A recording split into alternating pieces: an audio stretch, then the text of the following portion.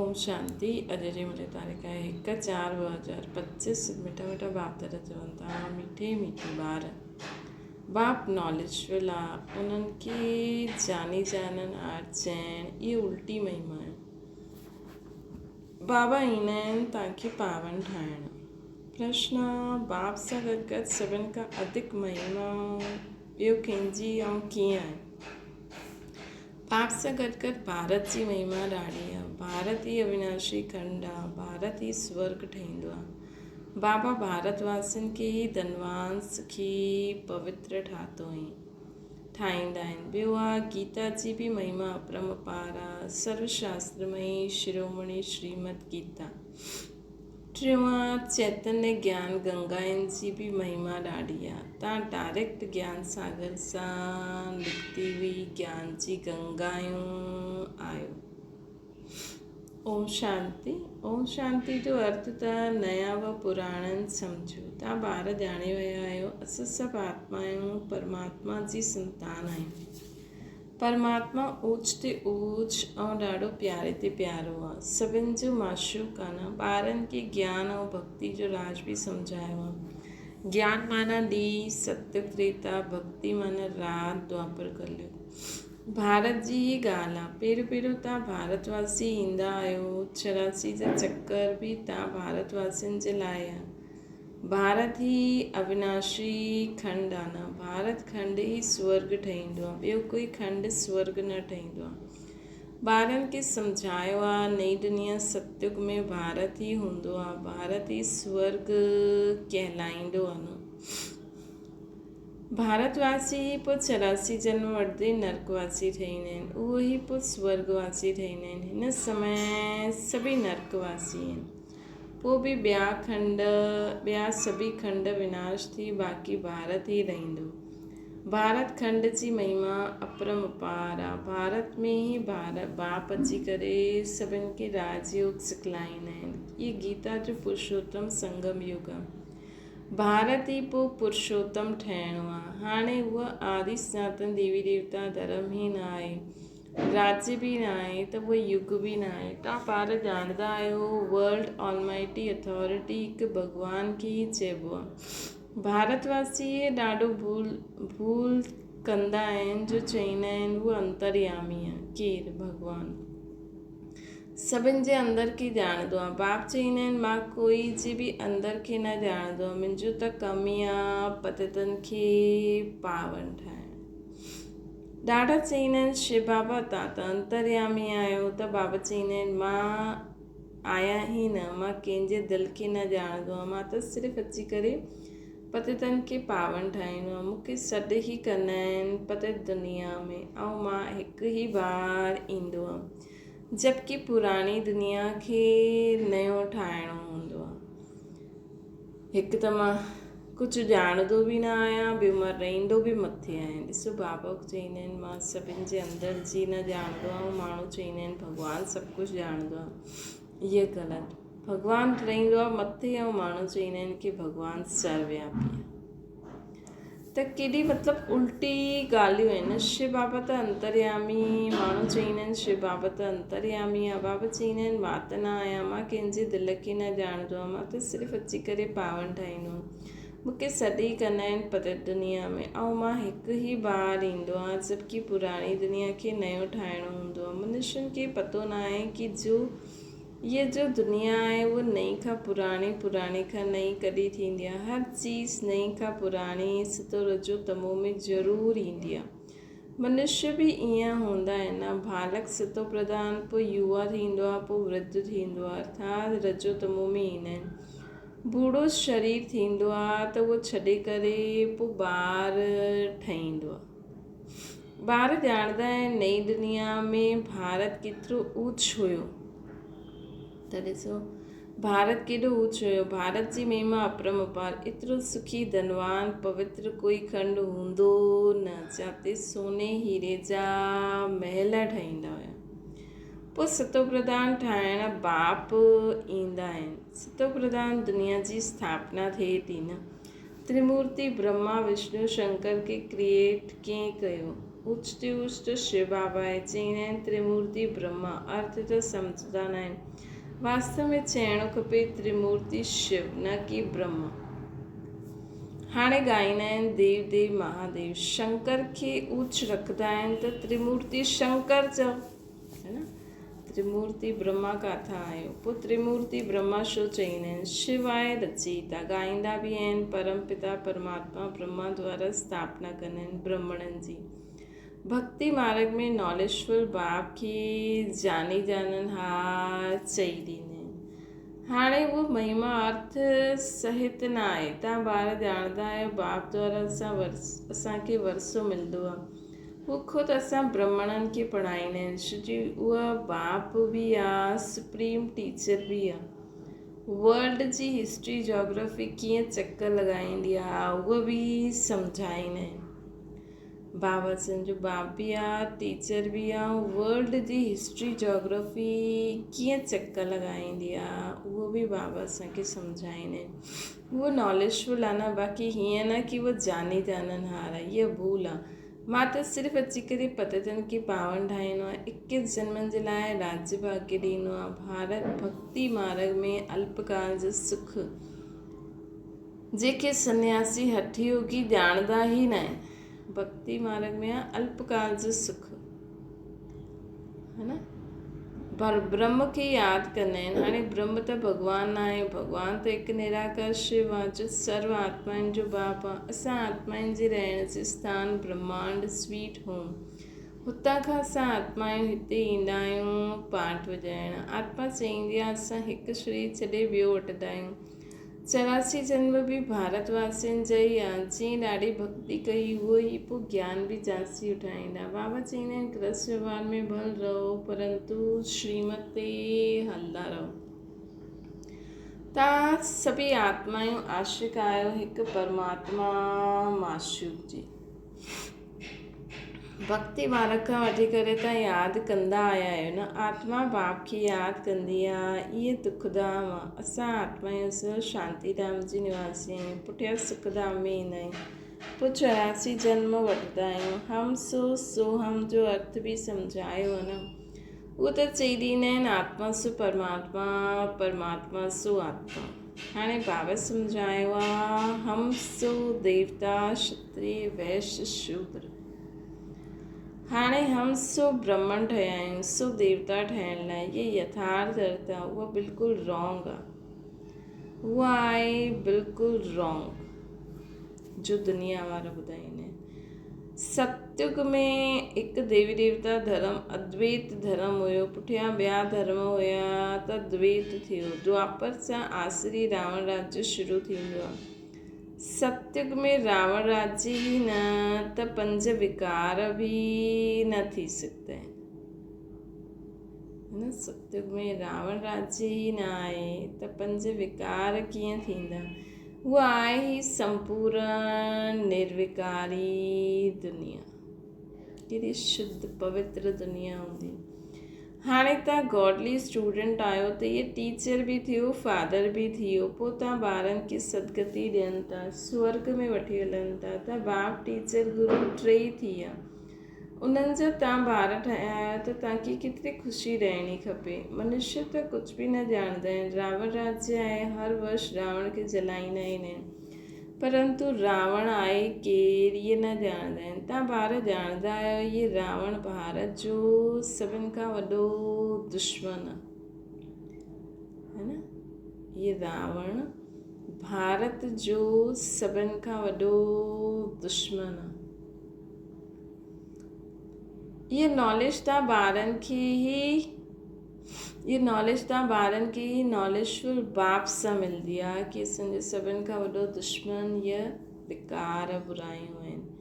उहो बाप आहे ज्ञान जो सागर, आनंद जो सागर। ज्ञान जे सागर सां तव्हां बादल भरी करे पोइ वर्षा कंदा आहियो। ज्ञान गंगायूं तव्हां आहियो, तव्हांजी ई महिमा आहे। बाप चईंदा आहिनि मां तव्हांखे हाणे पावन ठाहिण आहियो।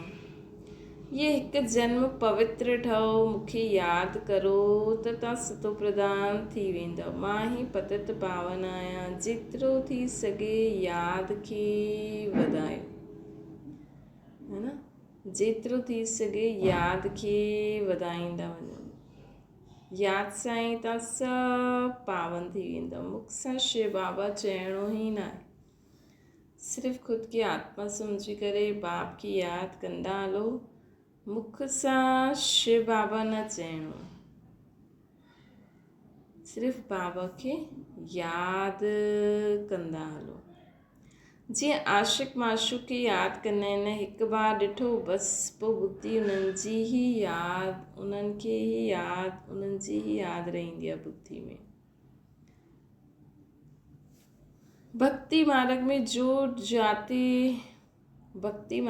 जो जंहिं देवता खे यादि कंदा आहिनि, पूजा कंदा आहिनि, उन्हनि जो साक्षात्कार थी वेंदो आहे। उहो आहे अल्पकाल जे लाइ, उन्हनि खे साक्षात्कार थींदो आहे। भक्ति मार्ग हेठि उतरंदा, भक्ति कंदा कंदा हेठि उतरंदा आहिनि। हाणे त मौत साम्हूं बीठो आहे, हाय हाय खां पोइ जय जयकार थियणी आहे। भारत में ही रक्त जी नदियूं बहिणियूं आहिनि, सिविल वॉर जा आसार बि ॾेखारे में ॾियनि था न, तमो प्रधान थी विया आहिनि। हाणे तव्हां सतो प्रधान ठहो था। जो कल्प पहिरियों देवता ठहिया हुया, उहो ई अची करे बाप खां वरी वरसो वठंदा।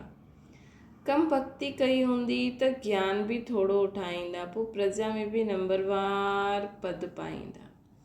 त जेका बि ज्ञान जास्ती उठाईंदा आहिनि, इन जो मतिलबु आहे कि हुननि बाबा खे भक्ति मार्ग में बि ॾाढो यादि कयो।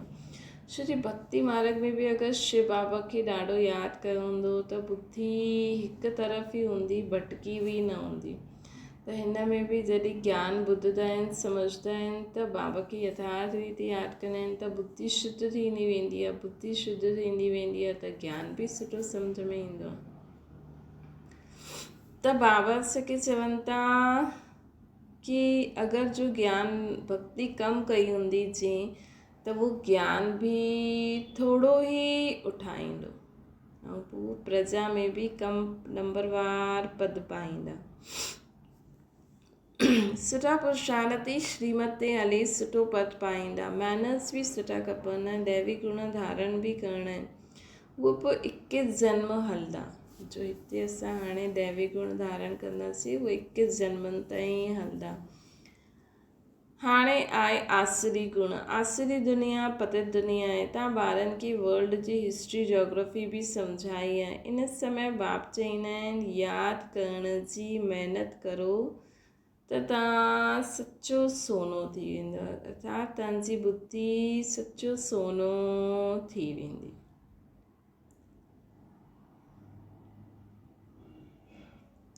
सत्युग आहे गोल्डन एज, सचो सोनो। पोइ त्रेता में चांदी जी अलॉय पईंदी आहे, कला कम थी वेंदी आहे न। हाणे त कोई कला न आहे। जॾहिं अहिड़ी हालत थी वेंदी आहे तॾहिं बाप ईंदा आहिनि। इहे बि ड्रामा में नूंद है न। जॾहिं कला हिकदमि न रहंदी आहे, नो जे बराबरि पूरी ख़तमु न थींदी आहे, तॾहिं बाप ईंदा आहिनि। हिन रावण राज्य में सभई बेसम्झ थी विया आहिनि, जो बेहद ड्रामा जी पाठधारी थी करे बि ड्रामा जी आदि मध्य खे न ॼाणंदा आहिनि। तव्हां एक्टर्स आहियो न, तव्हां ॼाणंदा असां हिते पाठ वॼाइण आया आहियूं, परंतु पाठधारी थी करे ॼाणंदा ई न आहिनि। त बेहद जो बाप चईंदो आहे कि तव्हां केतिरा बेसम्झ थी विया आहियो। पाठधारी थी करे तव्हां पंहिंजे हिन ड्रामा खे ई न ॼाणंदा आहियो। हाणे मां तव्हांखे समझदार हीरे जहिड़ो ठाहींदो आहे, पोइ रावण कौड़ी जहिड़ो ठाहे ॾींदो आहे। मां ई अची करे सभिनि खे साथ वठी वेंदुमि, पोइ हीअ पतित दुनिया बि विनाश थी वेंदी। मच्छरनि सां दृश्य सभिनि खे वठी वेंदुमि मथे। तव्हांजी आहे एम ऑब्जेक्ट साम्हूं बीठी। बाबा अहिड़ो तव्हांखे ठहिणो आहे, तॾहिं तव्हां स्वर्गवासी ठहींदव न। तव्हां ब्रह्म कुमार कुमारियूं इहो पुरुषार्थ करो था। कीअं पुरुषार्थ करूं था कि असांजो एम ऑब्जेक्ट छा आहे, श्री लक्ष्मी श्री नारायण जहिड़ो ठहिणु। त बाबा असांखे चवनि था मनुष्यनि जी बुद्धि तमो प्रधान आहे त सम्झंदी ई न आहे। एतिरा बीकी आहिनि त ज़रूरु प्रजापिता ब्रह्मा बि हूंदो। है न। कोई त एॾे सारे ॿारनि खे एॾे समय खां पाले करे हलनि था, उन खां बि वॾी शक्ति शिव बाबा जी शक्ति सां एॾी पूरी दुनिया में एॾा ॿार धारणा युक्त थी करे हलनि था। ब्रह्मण आहे चोटी, ब्रह्मण ई पोइ देवता ठहींदा, पोइ चित्रनि में ब्रह्मण खे ऐं शिव खे गुम करे छॾियो अथनि। तव्हां ब्रह्मण हाणे भारत खे स्वर्ग ठाहियो था न, असां ब्रह्मण हाणे भारत खे स्वर्ग ठाहियूं था। कल्ह बि बाबा चई न, सदा यादि रखो कि असां हिन सृष्टि खे स्वर्ग था ठाहियूं, त तव्हांजी एक्टिविटी कॾहिं बि ख़राबु न थींदी। अच्छा, मीठे मीठे सिके लॾे ॿारनि प्रति माता पिता बाप दादा जो यादि प्यार ऐं गुड मॉर्निंग। रूहानी बाप जी सभिनि रूहानी ॿारनि खे नमस्ते। असांजी बि रूहानी माता पिता बाप दादा खे यादि प्यार गुड मॉर्निंग ऐं नमस्ते। धारणा जे लाइ मुख्य सार, उच्च पद जे लाइ श्रीमत ते हली सुठा मैनर्स धारण करणा आहिनि। ॿियो आहे सचो आशिक ठही हिकु माशूक खे ई यादि करिणो आहे। सचो आशिक ठही करे हिकु सचे माशूक खे ई यादि करिणो आहे। जेतिरो थी सघे यादि जो अभ्यास वधाईंदा वञो। जेतिरो थी सघे बाबा खे यादि करण जो अभ्यास वधाईंदा वञो। वरदाना निमितपन जी स्मृति द्वारा माया जो गेट बंदि करण वारा डबल लाइट जो सदा स्वयं खे निमित सम्झी करे हलंदा आहिनि, उन्हनि खे डबल लाइट स्थिति जो स्वतः ई अनुभव थींदो आहे। करन करावन हार कराइनि था, माता निमित आहे, हिन स्मृति सां सफलता थींदी रहंदी। त सदा यादि रखो, करन करावन हार बाबा कराइनि था, माता निमित आहिनि। मापन आयो अर्थात माया जो गेट खुलियो, निमित सम्झो अर्थात माया जो गेट बंदि। त निमित सम्झण सां माया जीत बि ठही वेंदा, डबल लाइट बि ठही वेंदा, साथ साथ सफलता भी अवश्य मिलंदी।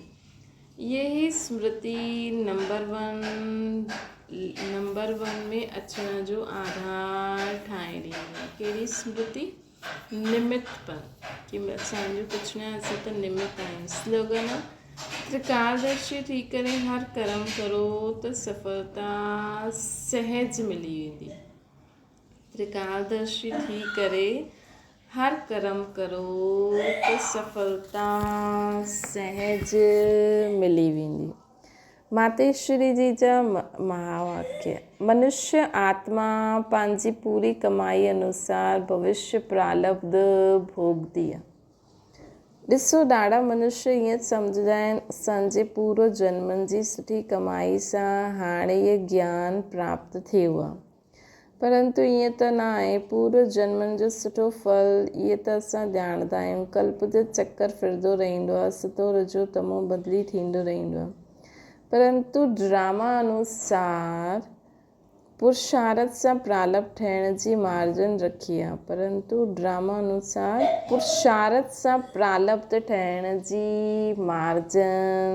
आहे। तॾहिं त उते सत्युग में कोई राजा ठहींदो, कोई रानी, कोई दास दासियूं बि ठहींदियूं, प्रजा बि ठहींदा न। त इहे ई पुरुषार्थ जी सिद्धि आहे। उते द्वेत ईर्षा हूंदी न आहे, है न। पुरुषार्थ जे अनुसार ई सिद्धि प्राप्त थींदी। इन करे लड़ाई झगड़े जो कुझु मतिलबु ई न आहे। हुते प्रजा बि सुखी आहे न। राजा रानी प्रजा जी अहिड़ी संभाल कंदा आहिनि जीअं माउ बाप पंहिंजे ॿारनि जी संभाल कंदा आहिनि। हुते ग़रीब साहूकार सभु संतुष्ट हूंदा आहिनि। हिकु जन्म जे पुरुषार्थ सां 21 पीढ़ी जे लाइ तव्हां सुख भोगंदा। हीअ आहे ही अविनाशी कमाई, जो हिन अविनाशी कमाई में अविनाशी ज्ञान सां अविनाशी पद मिलंदो आहे। हिन अविनाशी कमाई सां अविनाशी ज्ञान सां अविनाशी पद मिलंदो आहे। हाणे असां सत्युगी दुनिया में वञूं था, इहो प्रैक्टिकल खेल हले थो। हिते कोई छू मंतर जी ॻाल्हि न आहे। हिते कोई छू मंतर जी ॻाल्हि न आहे। ॿियो आहे गुरू मत शास्त्र जी मत कोई परमात्मा जी मत न आहे। परमात्मा चईंदा आहिनि ॿार इहे गुरू मत शास्त्र मत कोई मुंहिंजी मत न आहे, इहे त सिर्फ़ु मुंहिंजे नाम जी मत ॾींदा आहिनि, परंतु मुंहिंजी मत त मां ई ॼाणंदो आहियां। मुंहिंजे मिलण जो पतो मां ई अची करे ॾींदो आहियां। कहिड़ी ऊची ॻाल्हि आहे। बाबा जे मिलण जो पतो बाबा ई अची करे ॾींदा आहिनि। उन खां पहिरियों मुंहिंजी एड्रेस कोई ॼाणंदो ई न आहे। गीता में भल भॻवानु वाच्य आहे, परंतु गीता बि मनुष्यनि ठाही आहे न। भॻवानु त स्वयं ज्ञान जो सागर आहे। भॻवान जो महावाक्य ॿुधाईं उन्हनि जो यादगार पोइ गीता ठही। भॻवान त जो महावाक्य ॿुधाईं उनजो यादगार पोइ गीता ठही।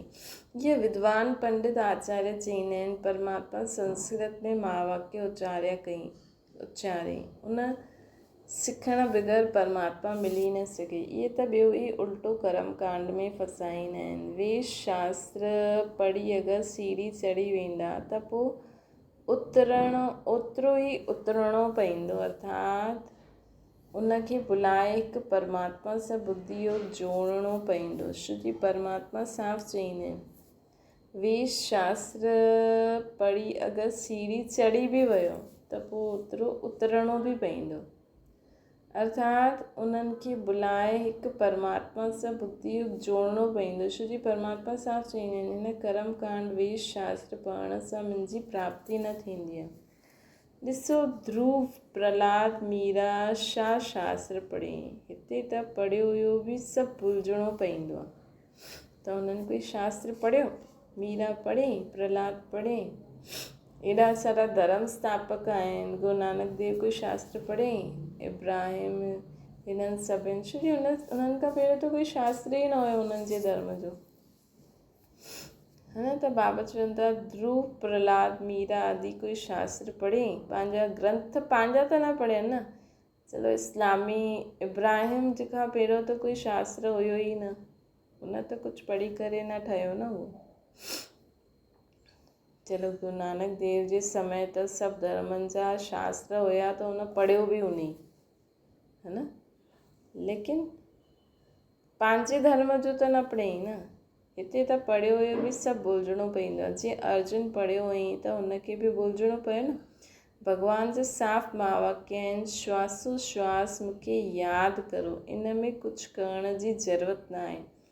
जॾहिं इहे ज्ञान आहे त भक्ति मार्ग में हली वेंदा आहिनि, परंतु ज्ञान जो दीपक जगी वेंदो त कर्म कांड छुटिजी वेंदो। श्री कर्म कांड कंदे कंदे अगरि शरीर छुटी वियो त फ़ाइदो छा।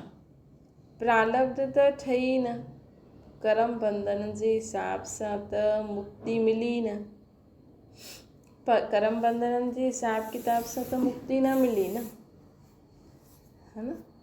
माण्हू त सम्झंदा आहिनि कूड़ न ॻाल्हायो, चोरी न करो, कंहिंखे दुख न ॾियो, इहे सुठा कर्म आहिनि, परंतु हिते त सदा काल जे लाइ कर्मनि जी बंधाइमानी सां छुटणो आहे ऐं विक्रमनि जी जड़ खे कढी छॾिणो आहे। विक्रमनि जी जड़ खे कढी छॾिणो आहे। असां त हाणे चाहींदा आहियूं अहिड़ो बीज विझूं जंहिंसां सुठे कर्मनि जो झाड़ निकिरे। अहिड़ो बीज बोयो मतिलबु हर हिक सां एतिरो सुठो बाबा जी श्रेष्ठ मत ते अची करे अहिड़ा कर्म करो कि सत्युग में बि सत्युग त्रेता में बि उच्च प्रारब्ध, भक्ति मार्ग में बि असांजी उच्च पोजीशन हुजे। हिन करे मनुष्य जीवन जे कार्य खे ॼाणे श्रेष्ठ कर्म करणो आहे न। हिन करे हाणे मनुष्य जीवन खे ॼाणो ऐं श्रेष्ठ कर्म करो। अच्छा, अव्यक्त इशारो आहे, ओम शांति। अव्यक्त इशारो आहे कंबाइंड रूप जी स्मृति सां सदा विजयी ठहो।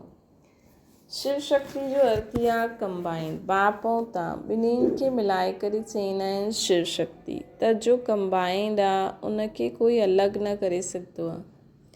यही यादि रखो कि असां कंबाइंड रहण जे अधिकारी ठही विया आहियूं, है न।